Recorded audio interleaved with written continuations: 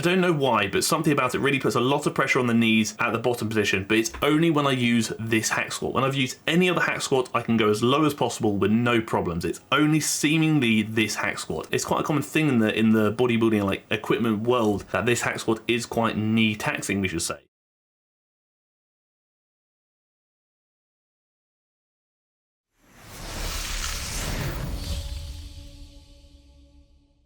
So the last time I did a video like this where I went through my own workout and analysed things that I thought I was doing right and thought that I could maybe improve on, it was actually very well received. So we're going to do the exact same thing, but this time we're going to cover a workout that was actually really heavily requested in the comment section, which is one of my leg days. And this workout specifically is going to be one of my quad dominant leg days, as I do have 2 leg days a week. A more quad dominant one and a more hamstring dominant one. Obviously TFNO coaching is still a thing, so if you want to sign up to the waiting list, so when I do have spaces for clients I can contact you directly, please do consider plopping your bits and bobs and details down below in the description box, as there is a link there that takes you to the coaching waiting list. And obviously the TFNO gaming channel is still a thing, so if you want to watch me stream, cry and sometimes scream online live, then please consider clicking the link down below so you can subscribe to the TFNO gaming channel. On top of that, if at any point throughout this video you feel like you've learnt something or just enjoyed this style of video, then please consider liking the video and maybe even clicking the red button down below to subscribe to the channel, potentially even tickling that bell next to it so you get notified when I upload every week, twice a week. And if you have a question you want me to answer at the end of the next video, then please do consider dropping it down below in the comment section for comment question of the week, and I shall do so. That flicks up so aggressively.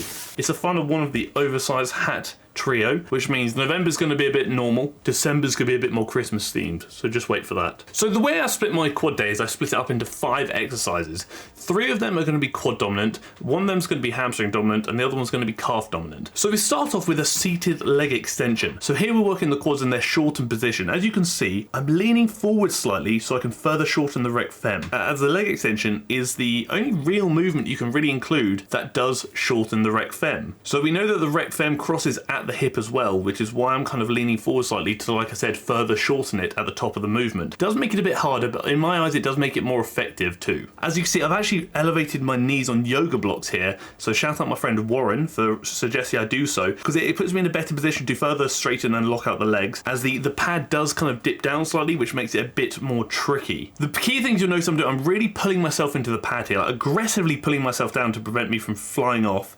And like I said, I am trying to hold that pause at the top, because like I said, this is a shortened position dominant movement, therefore it makes more sense to kind of hold that shortened position where the most tension is. The key thing to note, because obviously like I said, the rec fem is one of the muscles in the quads, and because it does cross at the hips, when we're doing squat variations, we're kind of lengthening the rec fem at the hips but also shortening the rec fem at the knees. Therefore the kind of length of the muscle doesn't necessarily really change through a squat variation, which is why I kind of mentioned this in the Jeremy Obi video I did recently. So the rec fem doesn't really get that efficiently worked through those movements, which is why it's really important to include things like leg extensions, so you can place a lot of emphasis on the rec fem, especially in its shortened position, and maybe even sissy squats if you want to, provided you can maintain a neutral hip positioning to then work the rec fem in its lengthened position. So a superset, or I guess arguably actually a compound set between the leg extension and the sissy squat, works a rec fem in its shortened position followed by the rec fem in its lengthened position. And it's key to note there that the muscles typically fatigue in their shortened position first, therefore it typically makes more sense to place the shortened position dominant movement, being the leg extension, before the lengthened position dominant movement. One of the things I kind of know, especially watching back, one of the things I think is holding me back here the most is I think maybe the pause at the top is a bit lazy. I could certainly pause a bit longer. Also, I feel like my intensity was probably lacking a bit. To me, that felt really hard. You can typically push leg movements a lot further than you might think. Therefore, when I think I'm at failure, I might have actually had maybe a couple more in the tank. So moving on to this next, we're then going into a hack squat. The hack squat again is very effective. Depending on how you do it, typically it works in the quads in their lengthened position. And the quads seem to be what we consider to be like hyper responders to stretch mediated hypertrophy. They respond really well to going really deep in movements like the squat, the hack squat, the Smith machine squat, the pendulum squat, the leg press even. So going really deep and kind of maximizing knee flexion. The quads really do seem to like that. But again, depth is very much dependent on the person and going as low as you can go. So as you can see, I'm getting all the way to the bottom, as low as I could possibly go, and I'm pausing at the bottom there, because obviously, like I said, because I'm trying to focus most of my energy around this lengthened position, it makes sense to hold that lengthened position for a bit longer, hence the pause at the bottom. So the one thing I think I'm doing really well there is at depth, because I'm literally getting my bum to my ankles, but I'm not allowing my heels to lift off the platform. You see, come down in the bottom, heels staying planted, driving up. As I'm driving up, I'm distributing that weight across my midfoot. So I'm thinking pressure into the big toe, little toe, and heel to create like a triangle of pressure, rather than trying to drive through the toes or drive through the heels. I'm a big fan of driving through the midfoot. So you'll notice here, I'm actually including bands here. So this is a yay and a nay, and I'm going to explain why. So this hack squat is by a company called Watson, and the Watson hack squat is notoriously quite tricky on the knees, and I've had some knee issues before in the past. I found that doing the hack squat variation itself did cause some knee discomfort for me without any bands. I don't know why, but something about it really puts a lot of pressure on the knees at the bottom position, but it's only when I use this hack squat. When I've used any other hack squat, I can go as low as possible with no problems. It's only seemingly this hack squat. It's quite a common thing in the bodybuilding and like equipment world that this hack squat is quite knee taxing, we should say. So I've added bands here to take a bit of tension off the bottom to then help my knees. So that's a good and a bad thing. It's a good thing because it does help my knees and allow me to squat pain-free, which is fantastic, especially to a full range of motion. But the bad thing is,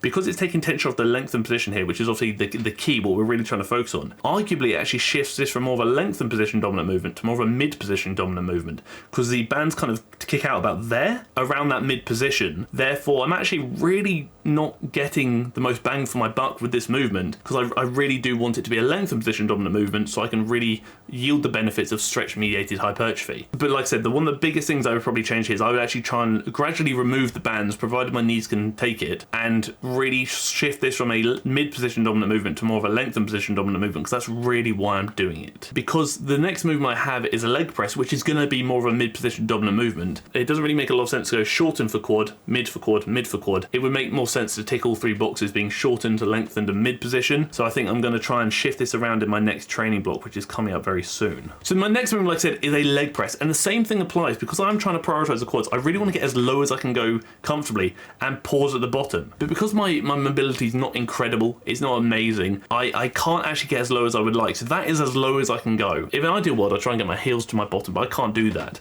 And because of my inability to really hit amazing depth on this movement, it's then become more of a mid position dominant movement, because I can't really take it to this lengthened position. But the key things apply. So I'm really pulling myself aggressively into the pad.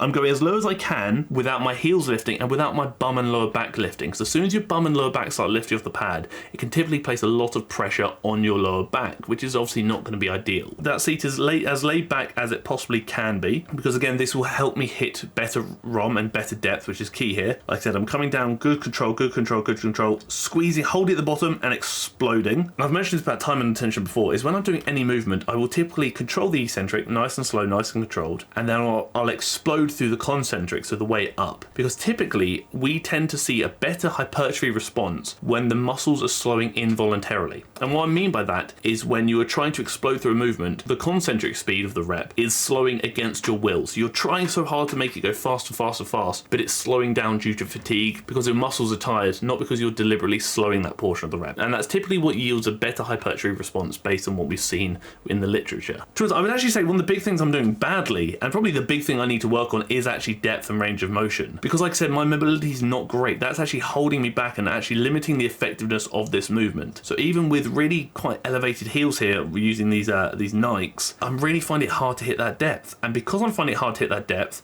I can't have my feet as low as I would like them, because that then again limits how low I can go, because obviously it further increases knee flexion, so how far the knees are traveling and how much the knees are bending and how lengthened the quads will become. So I think that's one of the things I really need to work on, is improving my ankle mobility. Another thing here is actually going to be intensity. In fairness, this is my first workout post sinus infection a few weeks ago, so that probably explains why my intensity wasn't 100% there, because I was still just overcoming an illness at this point. So moving on to this, we obviously now have a line leg curl. Again, due to this neutral hip positioning here, this is typically going to work the hamstrings in their shortened position. So the peak tension is going to be when my heels are near my bum. And what I'm trying to do, same sort of, you'll notice the first 15 degrees, I'm going quite slow, and then I explode. One of the calf muscles here at the bottom, the gastrocnemius, is typically responsible for the first 15 degrees of knee flexion. So the first 15 degrees of knee bend, that first bit there, is largely going to be one of the calf muscles. So therefore the tension then shifts over to the hamstrings once we've gone past that 15-degree range. That's why I'm exploding through that portion. Rather than using the momentum of my calves to carry me through, I'm trying to kind of eliminate them as much as possible before then prioritizing my hamstrings to carry me through the rest of the rep. Because I don't want the calf momentum to essentially take away from how much my hamstrings are having to do here. The big thing you'll also know is I'm really trying to keep my hips in the pad. A lot of times when people struggle, their hips start sliding up, which is obviously going to reduce range of motion, because the key point here is this top position where your heels are getting to your bottom. You're going to naturally find the easiest means of achieving that, so your hips typically shoot back to meet the pad. That's not what we want, because that does limit how effectively we're shortening the hamstrings, because like I said, we're actually taking away from the shortened position at the top if we do that. Arguably, one of the big things I really struggle with, one of the things I really need to work on here is pausing at the top. You'll see I hit the shortened position there, but I just can't hold it. That's me really trying to hold it. I'm just incapable of doing so. So the one thing I need to work on is just really holding that shorter position, even just for a second, to kill momentum, hold it in its peak tension, and then let it slow down gradually. In an ideal world, to be honest with you, it seems like a lot of muscles typically respond best to lengthened position dominant movements. Not all muscles, but a lot of muscles do. In an ideal world, I would actually not do a lying leg curl on this day. I would actually do a seated leg curl. So I could work the hamstrings in their lengthened position on this day, but unfortunately at this gym I don't have access to one of those, and I don't want to do a hip hinge pattern on this day as I do on the other day. Therefore, I kind of settle with a shortened position dominant movement, which again is fine. It's not make or break. And the last movement is going to be a seated calf raise. Arguably, do you need to do a seated calf raise? Maybe not, because I feel like the soleus is quite heavily worked when you're doing other movements like the leg press, etc. I would typically want to favor a standing calf raise variation, but I do that on my other day, so I kind of add this in for a bit of variation. I'm holding that bottom position for about 3 seconds or so, really stretching the calves out. So then I explode up and hold that contraction here for a good couple of seconds as well. So I'm really placing a lot of emphasis on both the bottom portion of the rep and the top portion of the rep. So then stretching the calves and then contracting the calves, which is going to be a big contributing factor to maintaining movement quality. And to be honest, one of the biggest things, I'll be honest with you, don't tell my coach, one of the biggest things I do wrong here, and one of the biggest things I let myself down with when it comes to calf training, is oftentimes when I'm pressed for time, I end up skipping my calf work. So don't tell him, because he'll get angry at me. Sometimes I do skip it, and that's something I need to improve on. And that is actually my complete leg day. I will do anywhere from 2 to 3 sets of everything. To most things I actually do 2 sets of. I might do 3 sets of the hack squat if I'm feeling particularly naughty. My typical rep range varies, it really does. So on leg extensions, leg curls, and the calf work, so seated calf raises, I might do any from like 5 to 15 reps. But on the hack squat and the leg press, it's typically anywhere from 5 to 9 reps depending. So I typically want to ensure that most of my lower rep work is prioritized around multi-joint movements, whereas if I go to single joint movements, I can either do lower or slightly higher rep depending on how I'm feeling it. The more moving parts there are, the less reps I'll typically do. The less moving parts there are, the more reps I could consider doing. And not saying I will only do higher reps on that, but I would be more likely to do higher reps on single joint movements than multi-joint movements, depending on what the exercise is, obviously. But yeah, that is as simple as my leg day is. I will do no more than 5 exercises. One of them is going to be a calf movement, and the other 4 are going to be split between quads, hamstrings, and glutes. Again, but I do ensure that I hit my legs twice a week and switch the bias between quad dominant and hamstring dominant, depending on the workout. But I can always film a hamstring dominant leg day if you would like to see one. Simple is often effective, and I like to keep things simple and hopefully effective too. The key thing for me is just making sure my intensity is adequate, so I'm driving to, if not close to failure, so I'm maximizing how many effective reps I can get out of each set. And very quickly, we're going to do a comment question of the week one, which isn't quite a comment question of the week, but it's a question that's kind of pondering. Morgan states that Jeff Nippard recently did a video about short but sweet workouts, and they'd be really interested in my opinion on these, which kind of goes into the realm of length of workouts. A workout should be as long as it needs to be for you to achieve what you need to achieve, and also depending on how long you can actually train. So for example, if you can only train for half an hour a day, your workout should be no more than half an hour, because that's what you can manage, and that's better than 0 minutes. If you can work out for an hour and a half a day and your workout takes you an hour and a half, then that's also fine. But I do think ultimately the duration of workout is very much dependent on how much time do you have and how long will it take you to achieve what you need to achieve depending on your goals. I think you can get a really effective workout in 30 to 45 minutes. I think you can get a really effective workout